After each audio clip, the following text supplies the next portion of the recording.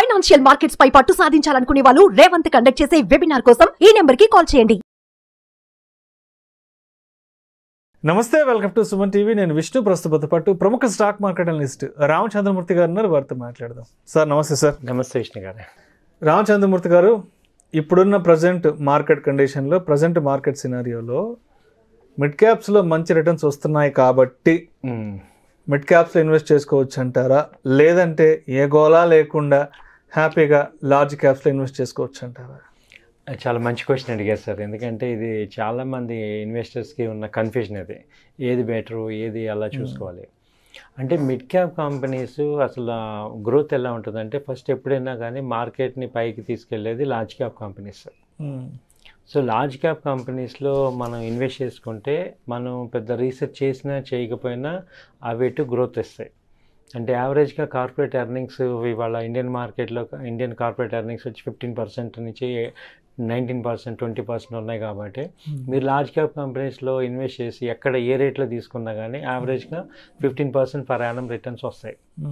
కానీ mid క్యాప్లో invest చేసేయాలంటే మీరు కంపల్సరీగా ఆ కంపెనీ గురించి చాలా డీటెయిల్గా లోతైన అవగాహన రావాలి. అది మామూలుగా మార్కెట్ పెరుగుతుంది కాబట్టి దాన్ని ఇన్వెస్ట్ చేసేస్తాను అని బ్లైండ్గా వెళ్ళకూడదు. కంపల్సరీ మనం P&L స్టేట్మెంట్, బ్యాలెన్స్ షీటు ఇవి 1-2 సార్లు చెక్ చేసుకోవాలన్నమాట. క్యాష్ ఫ్లో ఎలా ఉంది, డెట్స్ ఎలా ఉంది. ఎందుకంటే ఎవ్రీ క్వార్టర్స్ రిజల్ట్స్ వచ్చినప్పుడు వాటి ఒరిజినాలిటీ బయటపడిపోద్ది. సో మీరు బాగా అర్థం చేసుకోవాల్సింది ఏంటంటే, ఇక్కడ కంప్లీట్గా ఈ షేర్ మార్కెట్ ఇప్పుడు చూపించే ప్రైస్ పెర్ఫార్మెన్స్ కంప్లీట్గా ఫండమెంటల్గా కంపెనీ యొక్క పెర్ఫార్మెన్స్కి మ్యాచ్ అయిపోద్ది.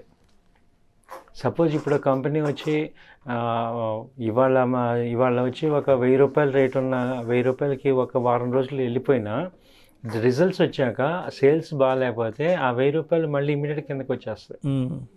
సో అది అక్కడ మిడ్ క్యాప్లో ఏమవుతుందంటే, కంపెనీ రిజల్ట్స్ని పారామీటర్గా తీసుకొని ప్రైస్ పర్ఫార్మెన్స్ ఉంటుంది.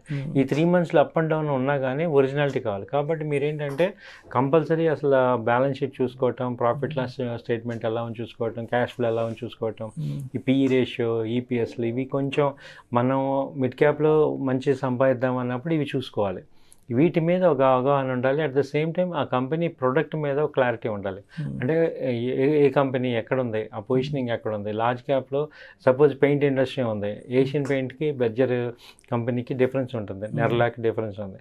సో ఇది పొజిషనింగ్ ఎక్కడుంది, వీటి యొక్క ప్లేసెస్ ఎలా ఉన్నాయి, ఇండస్ట్రీ ఆపర్చునిటీస్ ఎలా ఉన్నాయి, ఇవన్నీ ఒక ఆలోచించుకొని మన యొక్క ఫండ్లో ఒక 30-40% పెట్టుకోండి. మిగతా 60% లార్జ్ క్యాప్లో ఇన్వెస్ట్ చేయడం అనేది ఐడియల్ పోర్ట్ఫోలియో అనమాట. అంటే మీరు పోర్ట్ఫోలియో మేనేజర్స్ తీసుకున్నా వాళ్ళ దగ్గర 100 crores ఉన్నా వాళ్ళు 60% లార్జ్ క్యాప్లోనే పెట్టుకుంటారు. ఎందుకంటే 15% గ్రోత్ అనేది ఫ్రీ కన్సిడరేషన్ అనమాట. ఎట్లా ఉన్నా కానీ ఒక 15% గ్రోత్ గ్యారంటీగా వస్తుంది. సో ఇప్పుడు మిడ్ క్యాప్లో 40% ఇన్వెస్ట్ చేయడం ద్వారా ఏంటంటే రిస్క్ని తగ్గించుకొని అవి అవుట్ పెర్ఫార్మెన్స్ కంపెనీస్ ఒక్కోసారి 20-25% వెళ్తాయి, మళ్ళీ అది ఒక 1-2 years పెర్ఫామ్ చేయలేవు. సో అలా ఉంటుంది అనమాట మిడ్ క్యాప్లో. అలాగే మార్కెట్ క్రాష్ కనుక వచ్చినప్పుడు ఫస్ట్ దారుణంగా దెబ్బతినేది మిడ్ క్యాప్ కంపెనీసే. సో ఇప్పుడు మనం ఆల్రెడీ చూసాం, మొన్న 1000 పాయింట్ల కరెక్షన్ వస్తే ఇంకా మిడ్ క్యాప్ ఇంకా పర్ఫార్మెన్స్ అవ్వలేదు. సో ఇంకా అలా ఉంది. సో కాబట్టి మిడ్ క్యాప్లో చేసేటప్పుడు కొంచెం చాలా కేర్ఫుల్గా ఉండాలి. అలాగే ప్రాఫిట్స్ కూడా అలా హోల్డ్ చేసేద్దాము అనేటట్టు ఉండకూడదు. రొటేషన్లు చేసుకోవడం ద్వారా మంచి పర్ఫార్మెన్స్, మంచి ఇన్కమ్ జనరేట్ చేయొచ్చండి. సో ఐడియల్గా ఏంటంటే ఒక 40% మనం ఇన్వెస్ట్ చేయాలి. ప్లస్ ఎవ్రీ 10%, 15% రిటర్న్ రాగానే ఎగ్జిట్ అవ్వండి, షిఫ్ట్ అవుతుండండి. సో అది ఐడియల్గా బెస్ట్ స్ట్రాటజీ మిడ్ క్యాప్లో.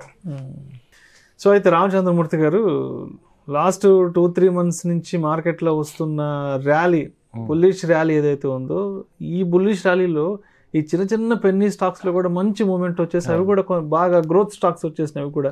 సో అటువంటి వాటిని ఈ టైంలో ఎలా కన్సిడర్ చేయాలి అంటారు? అసలు పెన్నీ స్టాక్స్లో కూడా మంచి గ్రోత్ వచ్చిందండి. ఎందుకంటే ఒక ఇండస్ట్రీస్ మామూలుగా ఫ్లో అవుతున్నప్పుడు ఇవి కూడా గ్లో అవుతున్నాయి.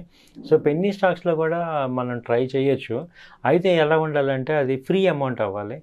మీ టోటల్ అమౌంట్లో 20% ఉండాలి. అంటే ఎందుకంటే వాటి యొక్క పర్ఫార్మెన్స్ ఒక హైప్ మీద రావటమే కానీ ఒరిజినల్గా కాదు. అంటే ఇప్పుడు అంత మూడ్ బాగుంది కాబట్టి అన్నిట్లో ర్యాలీ వచ్చేస్తుంది. బట్ ఎప్పుడైతే మార్కెట్స్ క్రాష్ అవుతుంటాయో అవి బాగా అండర్ పర్ఫార్మెన్స్ అయ్యే ఛాన్సెస్ ఉన్నాయి. కాబట్టి మనం ఏంటంటే మన ఇన్వెస్ట్మెంట్లో ఒక 20% కానీ, లేదు మనకి వేరే చోట ప్రాఫిట్స్ వచ్చాయి, వేరే ఇన్వెస్ట్మెంట్లో లార్జ్ క్యాప్లో ప్రాఫిట్ తీసుకుని ఆ ప్రాఫిట్ అమౌంట్ దీనిలో పెట్టుకోండి. ఇప్పుడు సపోజ్ స్విట్జర్లాండ్ కానీ ఇలాంటివి కొన్నాం అనుకోండి, కొనేటప్పుడు ఏమవుతుందంటే సపోజ్ నాకు వేరే దానిలో ఎల్ఎన్టీలో ఒక 10,000 ప్రాఫిట్ వచ్చింది.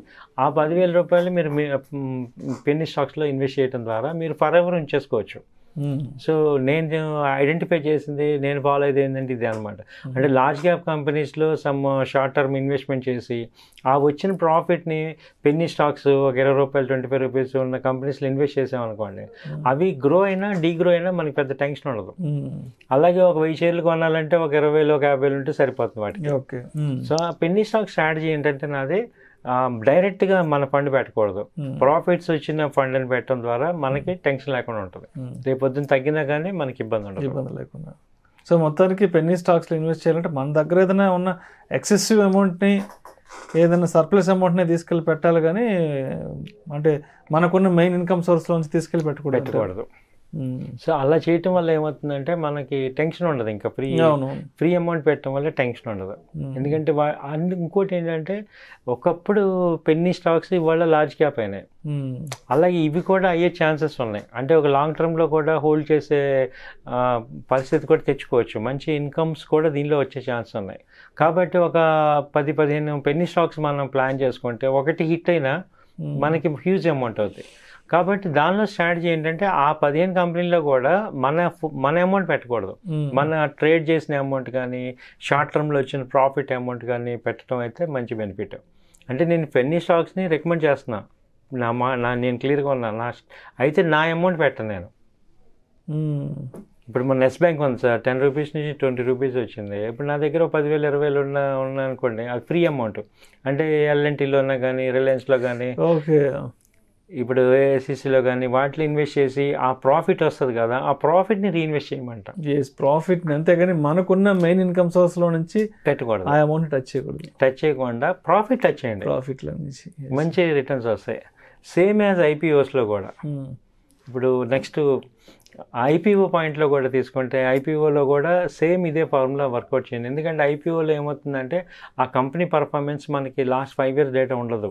అంటే అఫీషియల్గా ఏంటి ఆ కంపెనీ ఏంటి అనేది ఉండదు, ఒక ట్రయల్ అండ్ ఎర్రర్ మెథడ్లో వెళ్ళటమే. కాబట్టి ఏంటంటే అది కూడా ఈ ఈక్విటీలో వచ్చిన ప్రాఫిట్ అమౌంట్ని పెట్టుకోండి.